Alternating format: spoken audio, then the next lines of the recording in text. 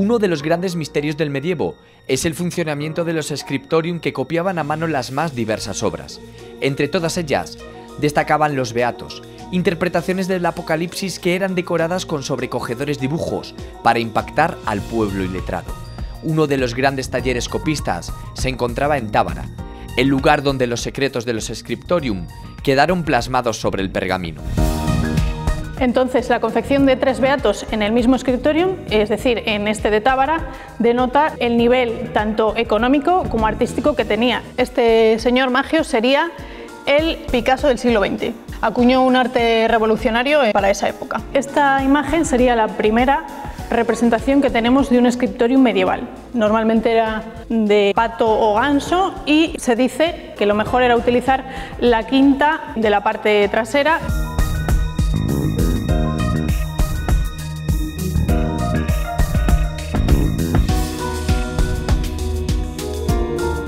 Desde hace cientos de años, los devotos de una imagen se han encomendado a ella para poder superar sin penurias el paso por el purgatorio. Virgen milagrera, de origen legendario, vinculada a una de las órdenes religiosas más míticas de la cristiandad, la Virgen del Carmen es mucho más que una advocación. Era una devoción muy popular y estaba muy presente en la iconografía y en los comportamientos. El propio escapulario de la Virgen del Carmen tenía una serie de privilegios espirituales. Me han impuesto el escapulario, no es llegar y ponerte un escapulario, te lo imponen en la iglesia. Bien difundida esa promesa iba a suscitar la devoción, como la suscitó, de hecho ya comenzó entonces la devoción a aquella Virgen del Carmen. Gente que baila debajo de las andas, porque se siente protegido. El que muera con el escapulario saldrá del purgatorio lo más tarde al sábado siguiente a su muerte. En este santuario pues ha habido milagros y muchos vienen agradecidos aquí a dar gracias a la Virgen por lo que han hecho en sus vidas.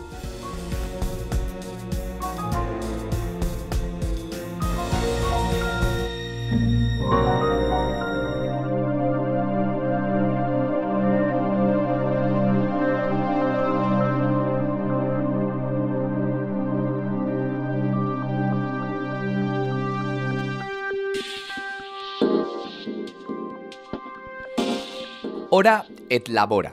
Durante siglos, los conventos y monasterios han sido el centro de la vida no solo religiosa, sino también social y política.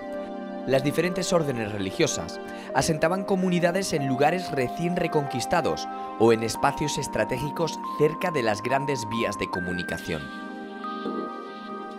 En la vieja tierra de Tábara, a menos de 50 kilómetros de Zamora, el rey Alfonso III el Magno, el primer rey de León, ordenó en el siglo IX levantar un monasterio que permitiera asentar en el lugar a una importante población mozárabe y, por supuesto, asegurarse el territorio ante la constante amenaza musulmana.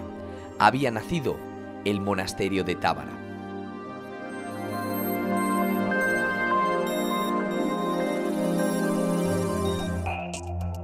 Raquel, ¿qué se sabe de aquel primer monasterio que tuvo Tábara? Realmente no se sabe mucho. Lo que sí se conoce es que el monasterio lo fundó San Froilán a finales del siglo IX y era bastante grande, ya que los documentos datan que había 600 personas. Era un monasterio dúplice, tenía tanto hombres como mujeres.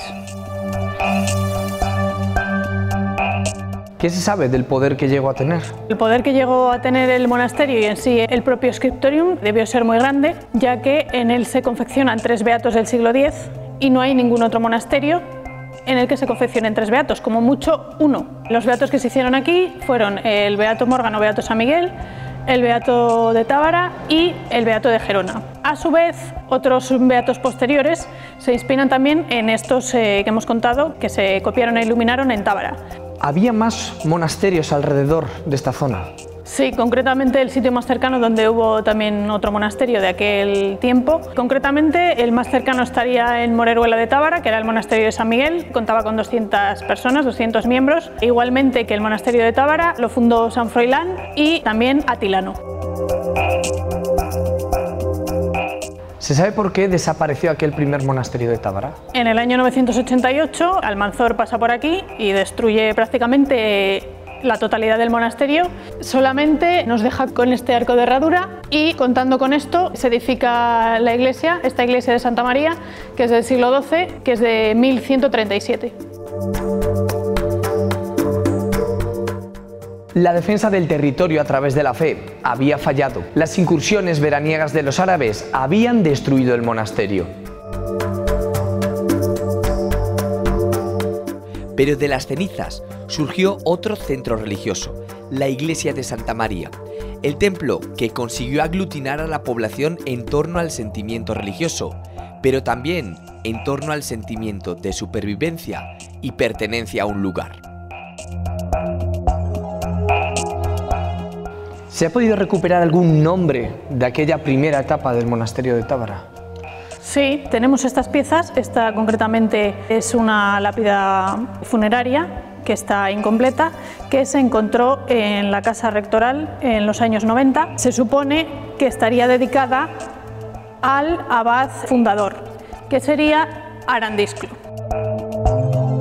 Aquí tenemos una pieza que correspondería a un sarcófago, también de la época del monasterio, donde pudiera haberse enterrado el maestro Magius. Magius era el principal personaje, el principal miniaturista del monasterio de San Salvador, pero bueno, ya no solo del monasterio de San Salvador, sino de lo que es la miniatura europea. Las rafias musulmanes habían borrado del plano uno de los más importantes centros monásticos del Reino de León, pero del que se salvaron 2 folios escritos en pergamino y que, según algunas investigaciones, fueron incluidos en una obra mayor que se conoce como el Beato de Tábara y que descansa en el Archivo Histórico Nacional. ¿Pero qué es un beato? ¿Qué fin perseguía esa obra? Raquel, ¿qué son los beatos? Los beatos son libros manuscritos, copias del Apocalipsis de San Juan, que van del siglo IX al siglo XIII. Concretamente los hacían los monjes que estaban en el scriptorium. La finalidad que cumplían era que la gente por aquel entonces no sabía casi ninguna leer y entonces al ver los beatos que vienen ilustrados, o sea, tienen miniaturas, la gente se hacía una idea de lo que querían contar en los libros. ¿Reinterpretar el Apocalipsis a través de dibujos? Sí, efectivamente. La primera persona que comienza a hacer estas copias del Apocalipsis de San Juan es un abad de un monasterio, un abad llamado Beato, del monasterio de San Martín de Turieno, ahora denominado Santo Toribio de Liébana. En esta vitrina tenemos beatos, ¿no? Sí, en esta vitrina concretamente tenemos el primero de los beatos que se hizo aquí en Tábara, en el scriptorium de Tábara. Es el Beato Morgan o Beato Magio. ¿Qué se sabe acerca de esta obra? Se copió y se iluminó en el monasterio de San Salvador de Tábara, en su scriptorium, y concretamente fue el maestro Magio uno de los personajes principales de todo lo que es la historia de los beatos del siglo X. Como dijo el máximo erudito en el tema de beatos, John Williams, tristemente fallecido, este señor Magio sería el Picasso del siglo XX. Acuñó un arte revolucionario para esa época. Entonces, ¿había diferentes formas de iluminar un beato? Sí, lo habitual sería pues, las miniaturas en una cara de un folio, pero en el scriptorium de Tábara se comenzó a presentar las miniaturas también, como por ejemplo aquí tenemos en el Beato de Gerona el Mapa Mundi. En esta miniatura se representa el círculo del mapa repartido en 3 partes desiguales que representan los 3 continentes conocidos repoblados por los hijos de Noé. El río más importante representado es el Nilo, que separa Oriente de África y Europa, y el mar Mediterráneo, que separa África de Europa. En Oriente se enclava el paraíso, donde se encuentran Adán y Eva, acompañados por la serpiente, el mar y el océano. Los scriptorium son uno de los grandes misterios del medievo. Algunos monasterios tenían un espacio aislado, privado y reservado solo para unos pocos, con la finalidad de copiar diferentes obras. Algunos expertos aseguran que se trataban de habitaciones aisladas, otros de salas ubicadas en el claustro. ¿Cuál era la misión de los scriptorium? ¿Por qué eran necesarios? Raquel, ¿qué es un scriptorium? El término scriptorium se empezó a utilizar en la época carolingia, en el siglo IX, como analogía a otros términos como por ejemplo dormitorium o reflectorium. Tendría dos acepciones. La primera sería el lugar destinado a hacer la copia de libros y el segundo sería arca o caja, donde se transportan de un lado a otro los materiales de escritura. Materiales de escritura, es decir, que estas personas estaban preparadas para escribir. Sí, efectivamente. Estaban preparadas para escribir, pero lógicamente solo había una minoría de personas que se dedicaban a ello. ¿Qué materiales utilizaban? Los materiales utilizados eran pergamino, que se extrae de la piel muerta de los animales, principalmente de ovejas, pero también podían ser ciervos o gacelas. Tenemos algunos de los materiales escriptorios de aquella época. El tintero, la pluma, normalmente era de pato o ganso, y se dice que lo mejor era utilizar la quinta de la parte trasera, ya que tenía una curvatura especial que facilitaba a los monjes la escritura. También se utilizaban compases y reglas, y luego también un utensilio así un poco más extraño, que es el lunelum o luneta. Con él se quitaban los restos que podían quedar del animal. ¿Hay alguna imagen de cómo podían ser aquellos scriptorium? Sí. Esto estaría en el Códice de Vigiliano. Tenemos la imagen de Vigilia con cálamo y dos cuernos tinteros en el scriptorium. Sobre el scriptorium de Tábara, ¿qué es lo que se sabe? Lo que se sabe del scriptorium de Tábara es que aquí habitaron y trabajaron los monjes más importantes, o sea, los copistas y los iluminadores más importantes de la Europa de la época, como por ejemplo Magius, Emeterius, la monja Ende, etc. Copistas e iluminadores. Había dos trabajos. Bueno, había más, porque realmente para llegar al proceso final del códice es un proceso muy arduo y muy trabajoso, y se necesitan varias personas. Unas personas se dedicaban a lo que es el proceso de cortar del pergamino, otros se dedican a copiar lo que es el Apocalipsis, y otro, en concreto Magius, es el que se encargaba de iluminar, o sea, de hacer los dibujos de ese texto. Entonces, llegar a producir un beato era algo muy costoso. Lo que es el proceso de elaboración de un beato era muy largo, requería el sacrificio de un gran número de reses o proveedores especializados que surtieran de pieles de animal. Por esta razón podemos imaginarnos el poder económico que tenía el monasterio de Tábara.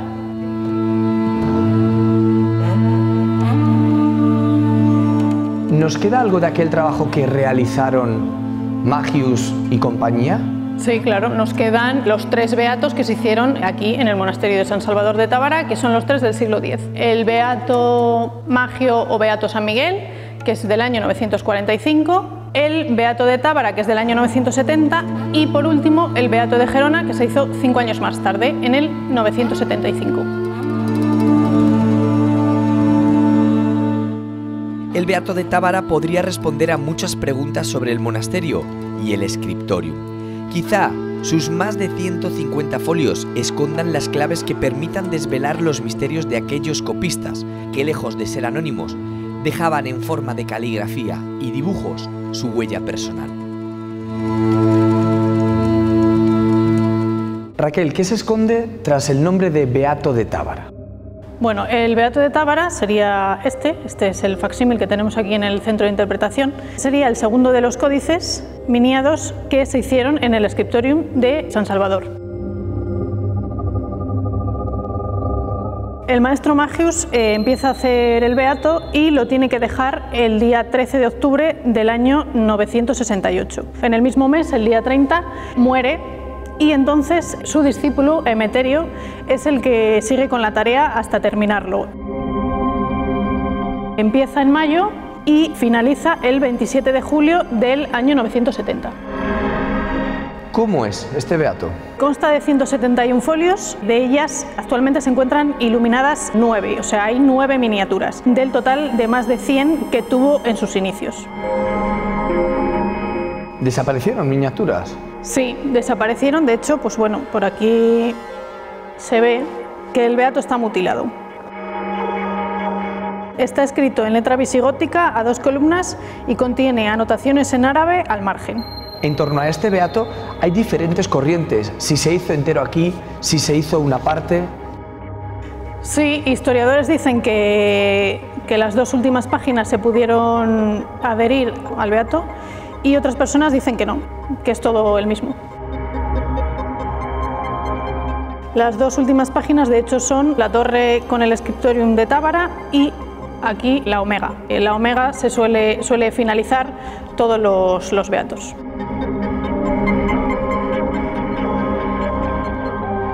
¿Cómo está escrito este beato? Has dicho que este es el segundo beato que se hizo en Tábara. ¿Era habitual que los scriptorium trabajaran prácticamente en serie? No, lo habitual era o que directamente no se hiciera ningún beato en el monasterio, ya que la mayoría de ellos no tenían scriptorium, o que los que tenían scriptorium hicieran solamente un beato. Eso es lo que está realmente documentado. Entonces, la confección de 3 beatos en el mismo scriptorium, es decir, en este de Tábara, denota el nivel tanto económico como artístico que tenía, ya que estaría por encima de monasterios de la talla de Silos, de las Huelgas o de San Pedro de Cardeña, en el que tan solo se hizo uno. De todos los folios que forman la obra compleja, 2 fueron hechos en Tábara, el 167 y el 167 vuelta. El primero de ellos presenta la ilustración de una letra omega y un texto. El segundo, el dibujo de lo que parece la torre de una iglesia. Estas letras podrían estar relacionadas con el Apocalipsis de San Juan, o bien ser una crónica de la época.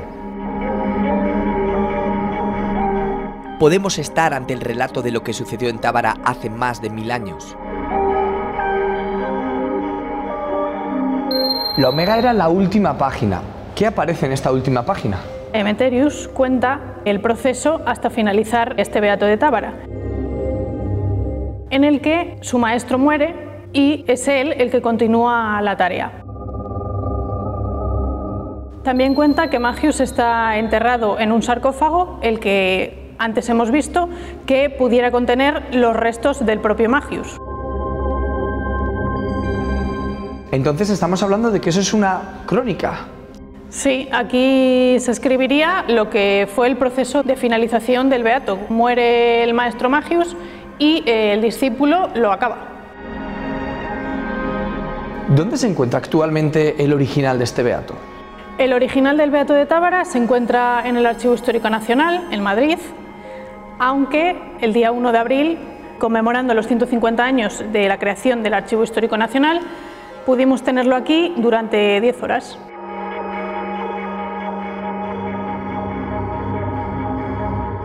Las pistas parecen señalar en una misma dirección. Archipintor Magius, Emeterio, Monasterio de Tábara, Torre de Tábara alta y de piedra. Esta última descripción nos lleva hasta la última página tabarense. Coincide con la imagen.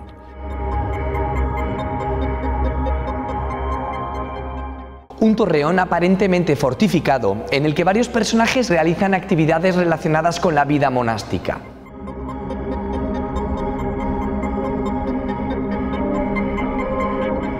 Raquel, esa ilustración es muy especial en la historia de todos los beatos del planeta, ¿verdad? Sí, esta imagen sería la primera representación que tenemos de un scriptorium medieval. Aquí los monjes se representaron en el monasterio de San Salvador, que sería este, en un día de su vida cotidiana. También sería el primer autorretrato que se conoce, ya que aparecen también Senior y Emeterius, que están aquí representados. Pero no son los únicos personajes, ¿no?, que aparecen. Es una escena cotidiana, ¿verdad?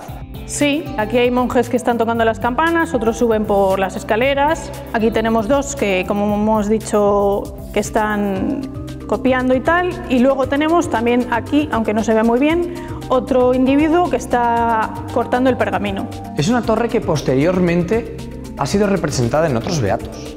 Sí, concretamente se representó en el siglo XIII, en el año 1220, en el Beato de las Huelgas. ¿El Beato de Tábara ha sido copiado muchas veces? Sí, tenemos 30 beatos que se conservan actualmente. De esos 30 hay 21 iluminados, es decir, miniados con representaciones, con dibujos. Concretamente ahora tenemos 22, porque se ha encontrado otro beato nuevo, que es el beato de Ginebra, que es del siglo XI.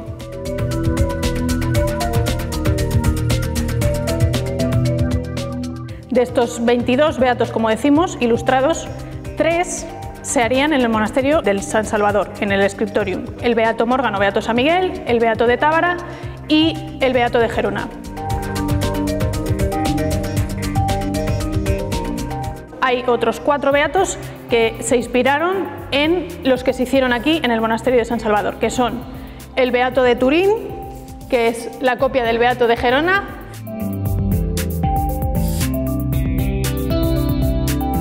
el beato de las Huelgas, como hemos dicho, que es también copia del beato de Tábara, y el beato de San Pedro de Cardeña, que es también copia del beato de Tábara. Y a su vez, el beato de Manchester se inspira en el de San Pedro de Cardeña.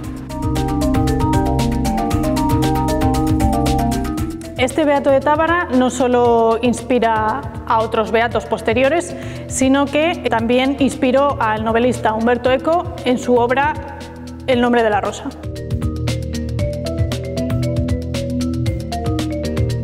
Para que te des cuenta de la importancia que tiene este beato de Tábara, en el año 2015 la UNESCO lo incluye en el registro de la memoria del mundo, no solo por su valor histórico, sino por su importancia para la historia de la humanidad.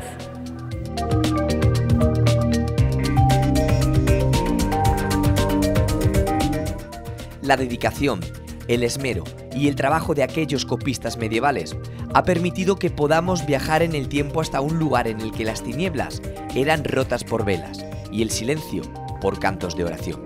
Aquellos scriptorium fueron el germen de las grandes imprentas, y aunque la técnica sea diferente, los papeles impresos tienen algo en común. Cuentan historias, nuestra historia.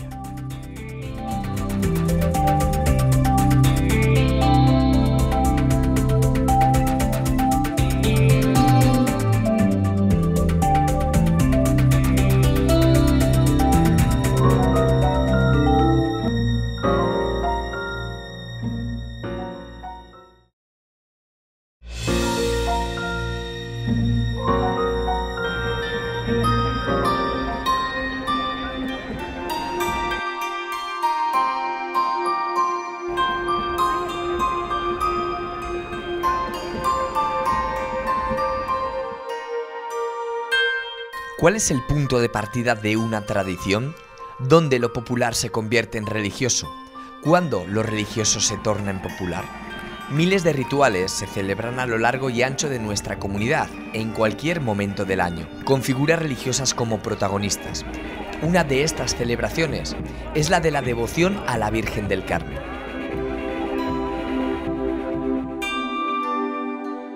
Patrona de los marineros, de cientos de localidades marineras, intercesora que puede librar del paso por el purgatorio. Devoción de origen legendario vinculada a una orden religiosa de santos. La Virgen del Carmen es mucho más que una advocación. Su veneración forma parte del ADN de cientos de familias, como por ejemplo los Angulo.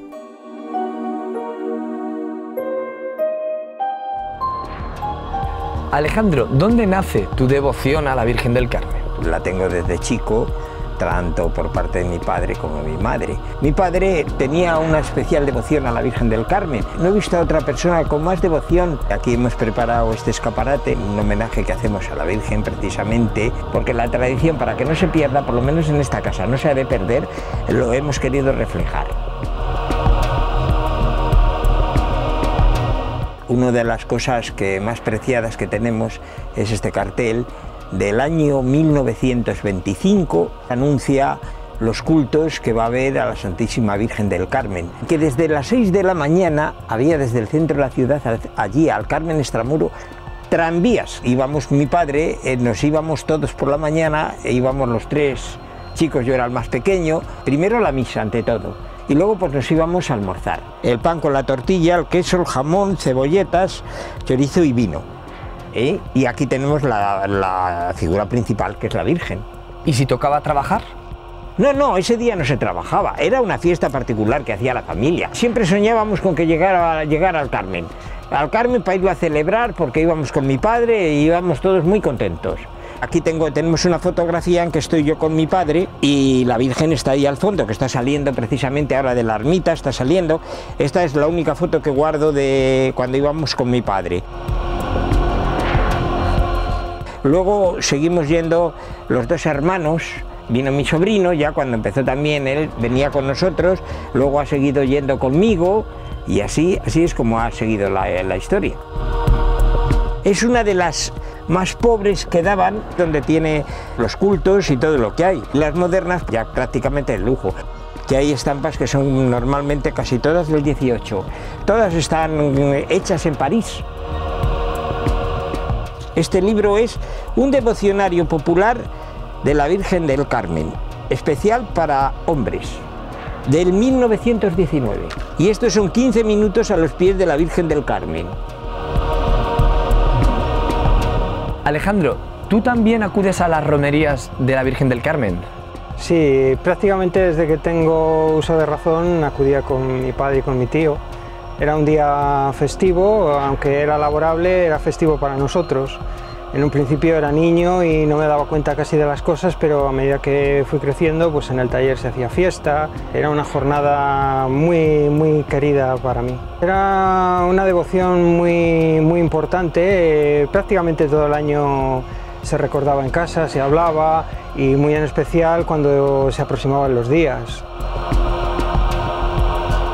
En este caso habéis preparado esta Virgen. Es una imagen del siglo XVIII, vestida con el hábito del Carmelo.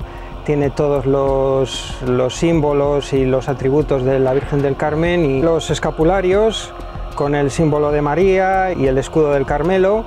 Y el niño tiene el JHS en el vestido, Jesús Hombre Salvador. ¿Tu familia podría imaginar un lunes de Pentecostés sin romería y sin la festividad del Carmen? Pues no. No, es una tradición que, como bien he dicho, viene de mis abuelos y bueno, pues siempre ha sido compartida en toda la familia.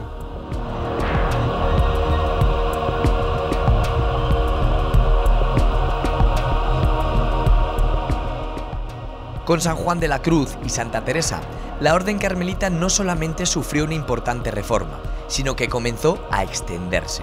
La Santa Abulense fue la responsable del surgimiento de diferentes conventos o fundaciones, centros religiosos que no solo eran reductos de fe, sino también lugares desde los que dispersar las devociones carmelitanas.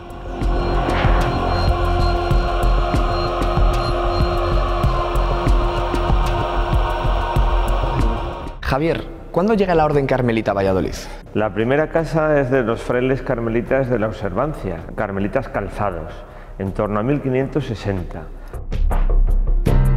Precisamente va a ser una persona muy cercana a lo que va a ser después la trayectoria de los carmelitas y las carmelitas en Valladolid, María de Mendoza, viuda ya del secretario del emperador Carlos V, Francisco de los Cobos. Y el primer establecimiento de esos carmelitas va a ser Río de Olmos, donde ya se habían ubicado los franciscanos en el siglo XIII y habían salido de allí, y donde también se van a ubicar las monjas carmelitas de Teresa de Jesús en 1568.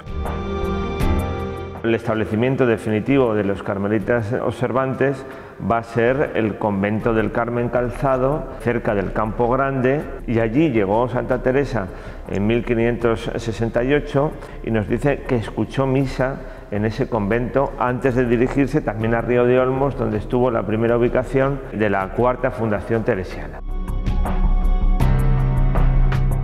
Que se van a ubicar aquí donde nos encontramos a partir de febrero de 1569. Es la cuarta fundación de Santa Teresa, es una casa muy importante en la trayectoria de las carmelitas descalzas. Y por último tenemos que a partir de 1581, pero sobre todo a partir de 1583, se va a fundar el convento de Nuestra Señora de la Consolación en las afueras de Valladolid, extramuros de Valladolid, los frailes descalzos carmelitas. ¿Interactuaban con la ciudad o eran clausuras cerradas? Es una orden de orígenes eremíticos, pero después es una orden mendicante y las órdenes mendicantes son urbanas.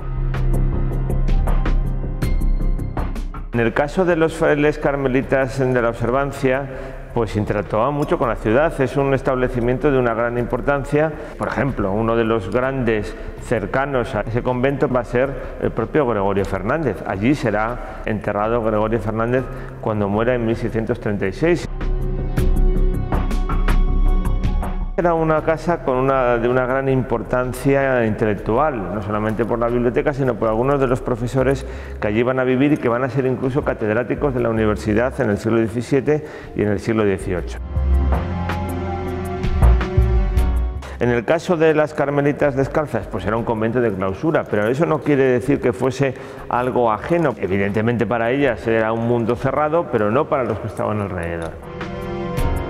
Tenemos que recordar que la primera ceremonia a la que asisten los reyes de España cuando se traslada a la corte en 1601 es precisamente una toma de hábito en este convento de la Concepción del Carmen. Y en el caso de los frailes descalzos, de los carmelitas de Extramuros, tenían una hospedería en lo que es la plaza actualmente de las Brígidas.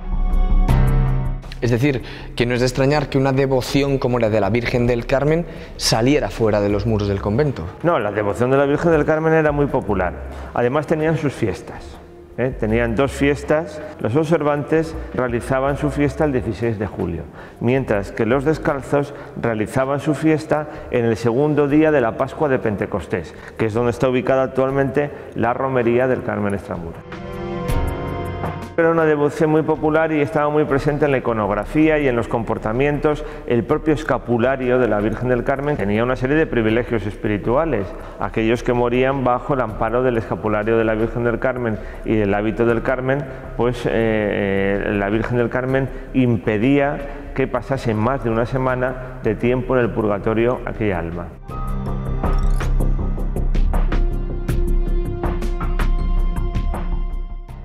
¿Pero por qué la Virgen del Carmen? ¿Qué sucedió para que una primitiva comunidad carmelitana se amparara en ella? O lo que es más importante, ¿cómo surge una nueva orden religiosa?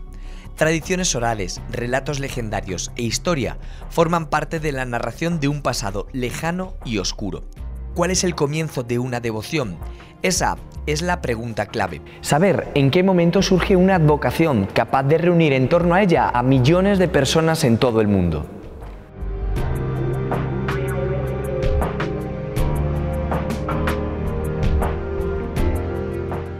Teófanes, ¿hasta dónde nos tenemos que remontar para conocer el origen de la Virgen del Carmen? Tenemos que ir muy lejos en el tiempo. Se relaciona de forma directa con aquellos cruzados del siglo XI, del siglo XII, que fundaban especies de ermitas, donde ellos se retiraban como si fuesen ermitaños. Los más numerosos eran los que se retiraban en el Monte Carmelo, un monte inclinado hacia el mar, hacia el Mediterráneo, y allí comenzaron en el siglo XII los carmelitas.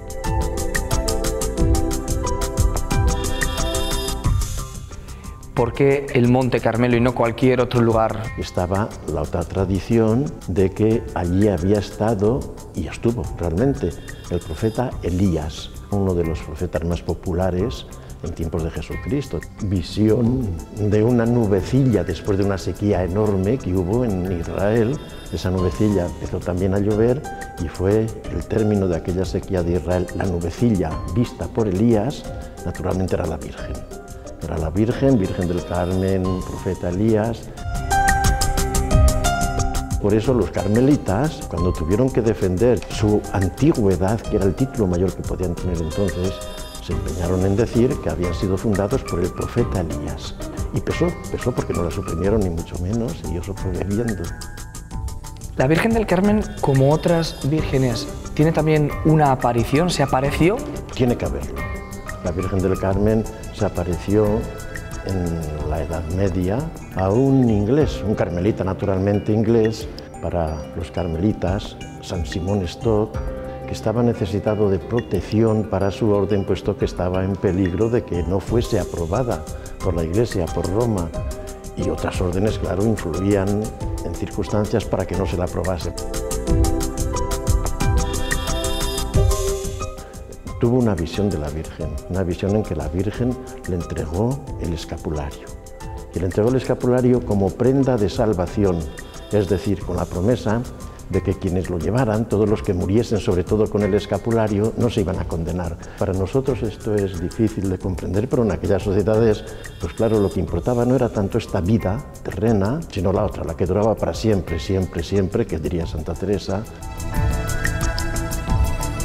Bien difundida esa promesa, iba a suscitar la devoción, como la suscitó. De hecho, ya comenzó entonces la devoción a aquella Virgen del Carmen, que tenía un escapulario como signo de identidad, y que el que muriese con devoción a ella, con ese escapulario, pues que no iba al infierno. Al purgatorio sí podía ir, pero ya vendrá otro privilegio después. ¿Son tradicionales que en este tipo de relatos sobre devociones se mezclen la historia con otra serie de circunstancias, con relatos legendarios? Es lo más natural hasta el siglo XVIII, que se comenzó a poner muchísimo interés en la distinción de lo que había sucedido y lo que no había sucedido. Hasta entonces, la fantasía, la leyenda, eran tan importantes y tan actuantes como la propia realidad.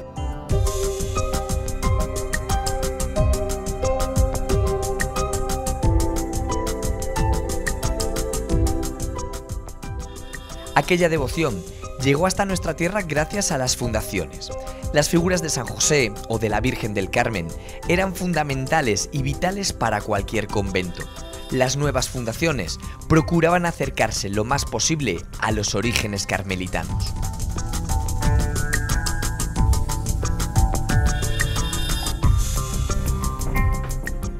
¿Cómo de importante es la devoción a la Virgen del Carmen para los carmelitas? Bueno, es capital. En una clausura como esta no era extraño, un poco como recuerdo de lo que había sido la vida eremítica de los propios carmelitas, no era extraño tener en las huertas sus propias ermitas.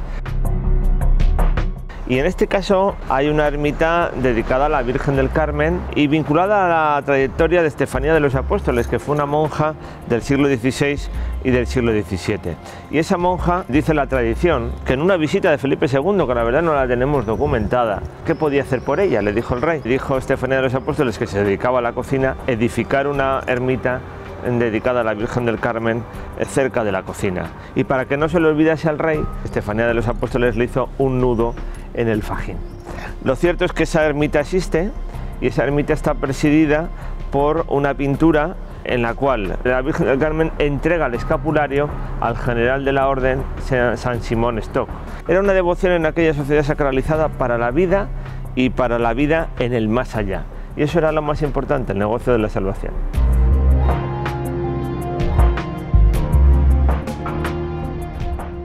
Los monasterios y conventos han sido y son lugares de retiro, espacios cerrados al mundo exterior en el que la vida contemplativa, la oración y el trabajo eran los medios para acercarse a Dios.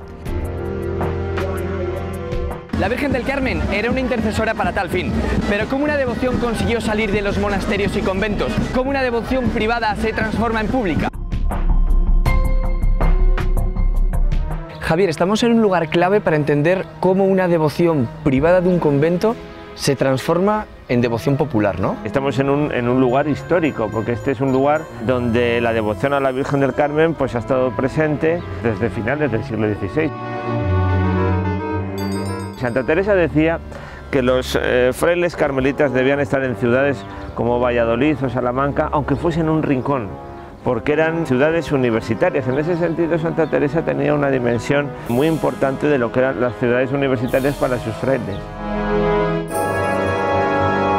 Este era el convento de Nuestra Señora de la Consolación, que era el convento de los Descalzos, lo que es actualmente el Santuario del Carmen Extramuros. En 1835 los frailes saldrán de aquí, es una exclaustración. Antes de su exclaustración habían vendido parte de su huerta para la instalación de un cementerio. Por eso el propio título de Cementerio del Carmen que tiene hoy pues es muy propio. Primero por el origen histórico y segundo porque la devoción de la Virgen del Carmen es una devoción que está muy relacionada con la muerte y con la salvación del alma. Por lo menos la iglesia y la sacristía se van a conservar. La antigua devoción de Nuestra Señora del Carmen va a recibir del ayuntamiento este santuario para poder, a partir de mediados del siglo XIX, continuar esa fiesta, cuidar el patrimonio de los antiguos carmelitas y ahí es donde vamos a empezar a ubicar la romería, tomando la fecha que ya habían desarrollado los carmelitas descalzos, la romería del Carmen, en el segundo día de la Pascua de Pentecostés. Y se desarrolla en esta campa donde nos encontramos, en la campa del Carmen.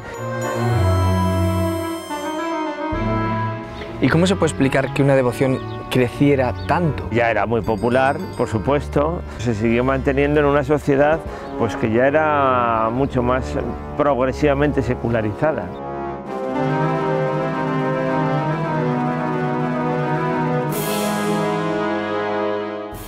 La romería es una de las máximas expresiones devocionales que hay en torno a la Virgen del Carmen.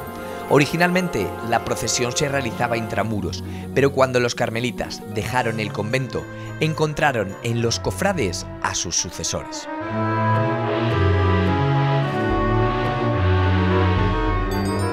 Jorge, ¿la romería de la Virgen del Carmen hasta dónde se remonta? Nosotros la celebramos como cofradía a partir del 5 de junio de 1848, pero se remonta mucho más atrás. La romería es la tradición que tienen los propios frailes que vivían en este convento de sacar a la Virgen del Carmen por los alrededores de su huerta.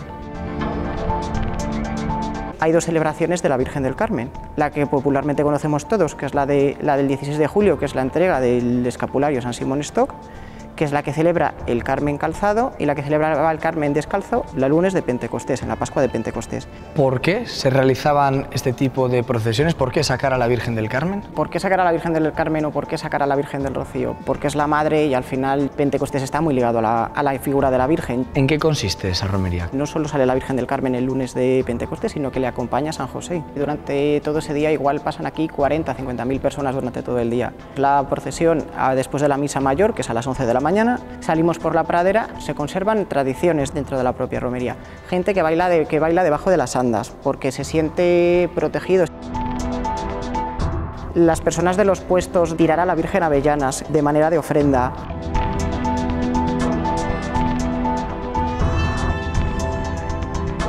Las personas que bailan delante de las imágenes de San José o de la Virgen del Carmen. Se busca esa protección a través de la romería. Sí, claro, y de la romería y de las avellanas que han caído a los pies de la Virgen, que la gente las recoge y las lleva con ellos en el bolsillo, en la cartera o en el coche durante todo el año, porque son las avellanas que han ofrecido a la Virgen.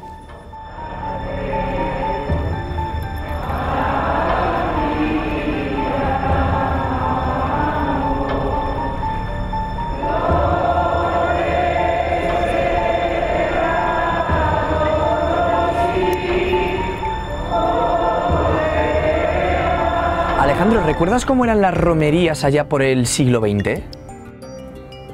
Sí, por supuesto, las he vivido, no me falta ninguna. Yo me acuerdo precisamente cuando era muy chico, cuando el santuario todavía no había sido modificado ni restaurado. Esta foto que tenemos de los años 30, el santuario para mí pues era como un misterio. Llegar allí te acomplejaba mucho, las rejas estaban llenas de esvotos. Aquí tenemos también una fotografía de cómo salía la Virgen en procesión. El niño salía vestido y con ese arco floral que era muy tradicional para aquella época. Luego aquí tenemos también una colección de escapularios, parte de escapularios del 17 y del 18. Estos son modernos y aquí también hay una cosa que se colgaban en los trajes regionales con la Virgen del Carmen. Me han impuesto el escapulario, no es llegar y ponerte un escapulario, te le imponen en la iglesia. El verdadero escapulario le tenemos aquí. La Virgen aquí, este es el escapulario de la Virgen.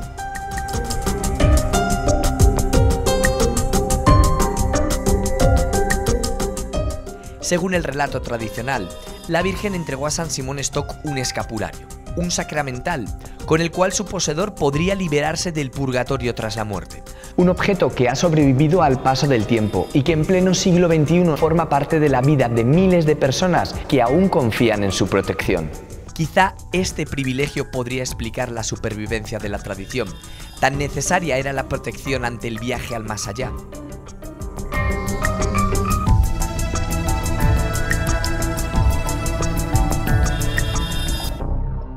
Teófanes, La Virgen del Carmen siempre va acompañada de algo que lleva en su mano, ¿verdad? Indudablemente. Dos formas distintas de presentar lo que llamamos el escapulario.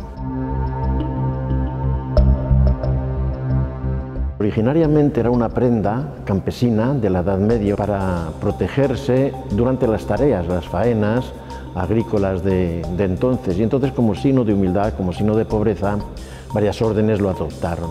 Pero el que se hizo más conocido fue el escapulario del Carmen, de los carmelitas. Es un escapulario de paño, me lo voy a poner por delante y por detrás.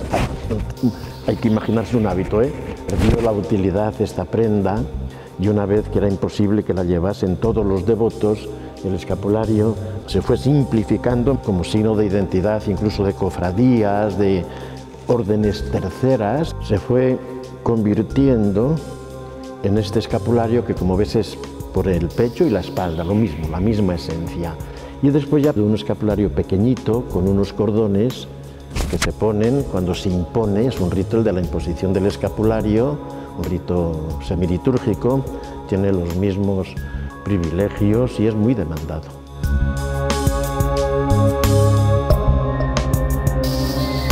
Si no tuviese privilegios, para poco valdría, según la mentalidad y según las formas religiosas de antaño, en que los privilegios eran el signo de la protección de Dios, en este caso, el signo de la protección de una madre, el signo de la protección de la Virgen del Carmen.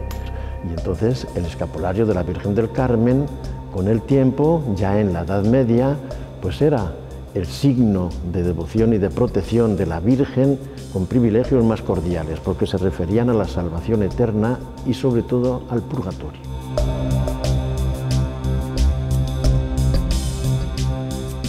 Quien tenga este signo del escapulario, este escapulario, no se condenará, se salvará. Ese es el primero. En el siglo siguiente, según también la tradición carmelitana, la Virgen prometió el que lanzó ya al pueblo la devoción incontenible de la Virgen del Carmen, que es lo que se llama el privilegio sabatino. El que muera con el escapulario saldrá del purgatorio lo más tarde al sábado siguiente a su muerte, así que todo el mundo quería morir en sábado, porque iban derechos al cielo.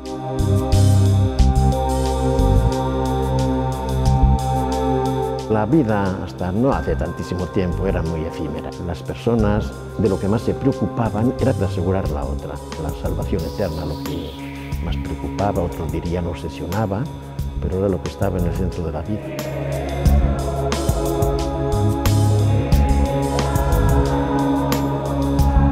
De entre todas las personas que gozan del privilegio de librarse del purgatorio en el tránsito al más allá, destacan ellos, los miembros de la Cofradía de Nuestra Señora del Carmen.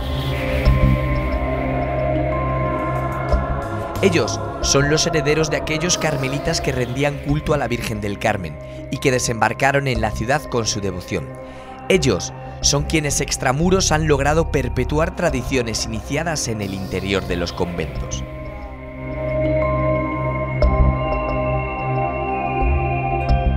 La Cofradía del Carmen de Extramuros de Valladolid, ¿dónde hunde sus raíces? ¿Dónde tiene el origen? La cofradía, ten en cuenta que el año pasado hicimos el 175 aniversario, cuando hubo la desamortización de Mendizábal, los monjes que habitaban este santuario, que era un santuario carmelita, entonces les echaron. Esto quedó abandonado. Los hortelanos que habían en la zona se hicieron cargo de ello. Y ahí es donde se funda la Cofradía del Carmen de Extramuros. Yo soy la cuarta generación de cofrades. Mi bisabuelo fue uno de los hortelanos que guardaron el santuario. Cuando empezó la romería venía mucha gente de los pueblos con carros a hacer la romería. Cofrades somos unos 700 y alguno. La inmensa mayoría es gente muy humilde. Hay familias que tenemos 80 y tantas personas. ¿Y estos cofrades siguen manteniendo la tradición del escapulario? Sí. Los devotos de la Virgen del Carmen es el escapulario del Carmen. Hay mucha costumbre de que los abuelos pagan lo de los hijos y lo de los nietos. Seguimos teniendo mucha tradición, pero no es la que teníamos antes. La Romería del Carmen es una de las manifestaciones religiosas más tradicionales, populares y arraigadas de Valladolid. Desde hace más de 175 años, los alrededores del Camposanto, llamado del Carmen, son el escenario de una peregrinación con la que se pretende conseguir el favor de la Virgen, fe o superstición, que empuja a miles de personas cada año a rendir culto a esta imagen.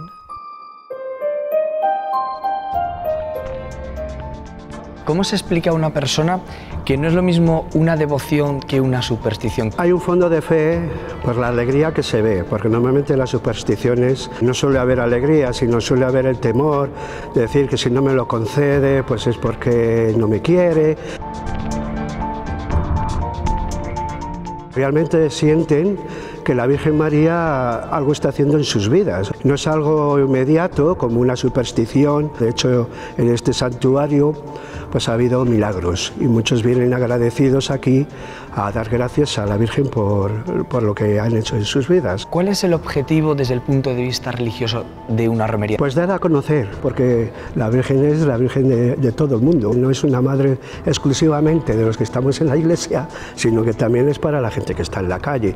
¿Cómo es posible que una tradición que se inicia en el Monte Carmelo llega hasta la península y sobreviva en el tiempo? Son los fundadores de los Carmelitas Descalzos. Y aquí pues estuvo Santa Teresa de Jesús y San Juan de la Cruz.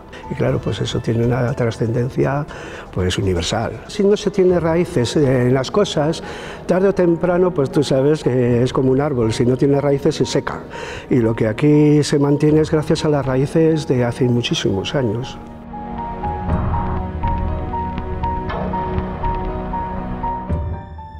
Tradición religiosa y familiar, mito y realidad, leyenda y fe. Las devociones han acompañado al ser humano durante toda su existencia y lo seguirán haciendo, porque cuando en el mundo terrenal faltan las respuestas, estas se buscan mirando al cielo.